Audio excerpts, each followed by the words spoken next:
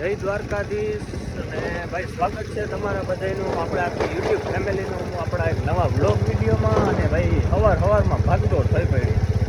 આજ થોડુંક છે ને ભાઈ કામ સવારમાં વહેલું ઉઠાઈ ગયું ને કામ વહેલું સોંપાઈ ગયું હતું, ભાગદોડ થઈ પડી. અને ભાઈ આજ અમાસ છે એટલે ઓલું જૂના રીતિ રિવાજ મુજબ આજ છે ને આપણે ગામમાં જવાનું છે ગોરાણીમાં ને સીધો દેવા. ભાઈ મારે જવાનું છે મારા પપ્પા ભેગું ગામમાં. હમણાં ઓલું અમારે ટ્રેન્ડિંગમાં છે એટલે વાંધો નથી. હમણાં ટ્રેન્ડિંગમાં ઓલું નીકળું ને રીલ, વાયરલ રીલ થઈને હું મારા બાપા આવી જાવ તું તાર બાપા, એટલે વાંધો નથી. ટ્રેન્ડિંગ રીલ ભેગા આપણે ભરી જાય. બીજું હું ભાઈ આપણે આવી ગયા અહીંયા ગામમાં ખોળ લેવા. તાજો ગરમા ગરમ ખોળ જોવો. આ છે ને આપણે જેટલો લઈ જાવ હોય એટલો ગરમા ગરમ ભરી દઈએ. આ લઈને પછી આપણે જવું હોય વાડીએ. અત્યારે છે ને જે આમાં કપાસિયા પડ્યા છે અને આ બધા મશીનોમાં ડાયરેક્ટ તાજો ખોળ આપણે જેવો જોતો હોય ને એટલો કાઢી દઈએ. એટલો લઈ જવો હોય એટલો આપણે અનુકૂળતા મુજબ કાંટામાં જોખી અને એમનામાં આપણે જેટલો લઈ જવો હોય એ પ્રમાણે કાઢી દઈએ.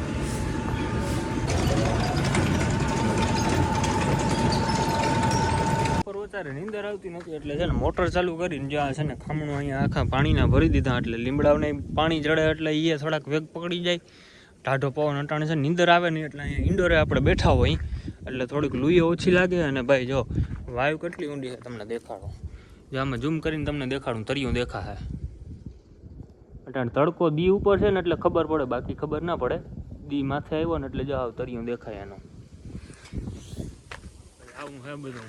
હવે છે ને ભાઈ આપણે ઇન્ડોરે લંબાવી ઘડીક નીંદર તો આવતી નથી. બપોર પછી આપણી વાડીએ છે ને આવે ખેતીવાડીના કામ સારું હીટ હતી. આપણે બપોર પછી જવાનું છે વાડીએ. આવો સાહેબ જણ ભાઈ જમાદાર ને હક નથી થતું. મને નીંદર નથી આવતી, આને નથી આવતી. જો એ આટા મારે છે. આપણે જમ્બો લઈને જઈએ અહીંયા આપણી વાડીએ. જો આવે આમાં જમ્બો ચડાવી દીધો. હા ધૂળની જો ડમરિયું ચડાવતું આવે મૂકે ભાઈ. આ આપણો લોડ મૂકે. બાકી જો રસ્તા આવા છે આપણા. કાચો કોચો ડ્રાઈવર હોય ને તો ના પાડી દઈએ. આમાં હાલી ગયા નહીં આપણાથી. તેમ કરીને આકડમાંથી કાઢીને મશીનને આપણે વાડીએ ત્યાં પુગાડ્યું હે. હવે અહીંયા છે ને આપણે અનલોડ કરવાનું છે. હવે કઈ રીતના થાય જોઈએ આપણે. એમ કે બૂમ હેઠું બૂટ કાઢો.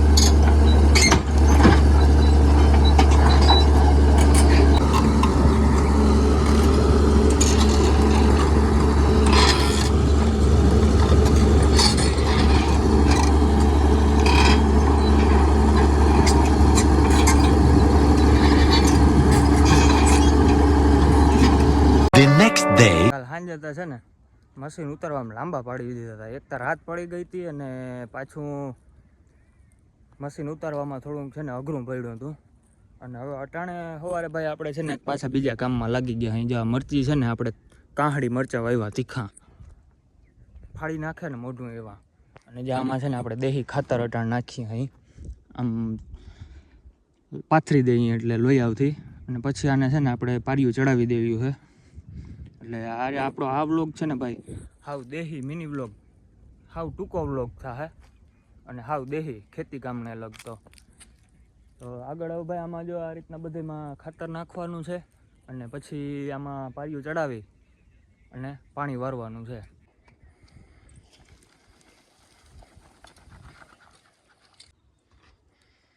હું માર ભેરું આવી જાવ, તું તારો ભેરું ખાતર ભરવો, માણસ ઘટે જ છે. હાલો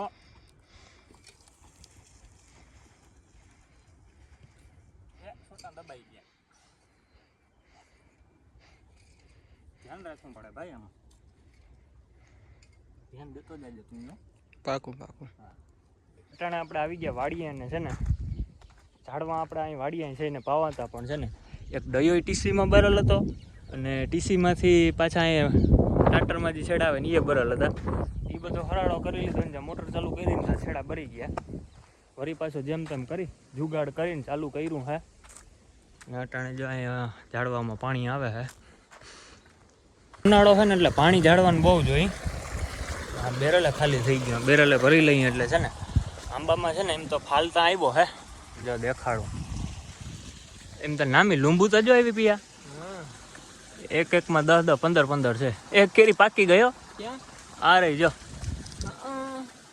એક પાકી ગઈ. આ બહુ વડિયું નહીં થાય, તારું કેવું શું થાય? ઝીણિયું રહે ને. બાકી ભાઈ આંબામાં ફાલ સારો આવ્યો હે. 3 પેટી માલ થઈ જાય એવું હોય. 3 તો ઘટે ને 3 થી તો શું થાય? 3-4 પેટીમાં થાય. આમ તો માથા બધી કેરી ના આપણે તો ભાઈ આવું હે બધું. જો બાકી વરસાદ થયો ને તે ખડ છે ને હા ઉગી પડ્યું હે. જાણે ઓલું વાવેતર કર્યું હોય ને એવું ખડ ઉગ્યું હે. આમ અહીંયા તો હજુ ઓછું હે, બાકી ઓલી બાજુ જાણે આમ વાવેતર કર્યું હોય ને ખડનું એવું ખડ છે. બાકી જો આ કેરીઓ આપણે લીંબુ હારી આવી છે, પણ થોડુંક છે ને કેરીઓ ઝીણિયું રહે આજુ ફેરે. આ ઉંબરો છે ને વધી ગયો હતો અને આ જે આમ પતરાને છે ને પાડે એમ હતો એટલે કાપ્યો હતો ને વરસાદ થયો તો કેવો કોરી ગયો. હા પિયા કોર કેમ આવ્યો ઉંબરામાં?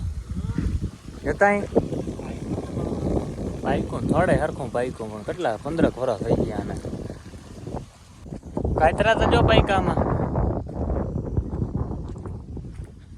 પાકી રોગા ખરી જાય છે. ખાને ભાઈ રોટા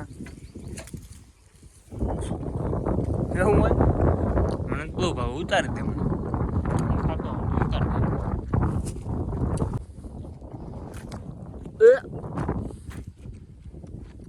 હરખા ઉતારી દે, અંદાજથી નીકળી જાય, બી ફાટી જાય.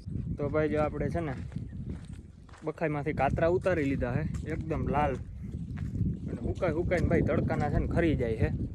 અને ભાઈ અલગ અલગ વિસ્તારમાં બધા અલગ અલગ નામથી ઓળખતા હોય. તમારા વિસ્તારમાં કયા નામથી આને ઓળખે છે ને તમે શું કહો ને એકવાર કમેન્ટ કરીને કહી દેજો. બાકી જો આપણે કાલ મશીન અહીંયા ઉતાર્યું હે જેમ તેમ કરીને ભાઈ માન ઉતાર્યું. બહુ અઘરું લાગ્યું ઉતારવું. એક તો રાત પડી ગઈ હતી, પાછો થોડોક ડ્રાઈવર કાચો પચો હતો, બીક લાગતી હતી નહીં. ગઢમાંથી ઉતારવું એટલે અઘરું હોય મશીન. આ જાય તો ઊંધું જ પડે સીધું.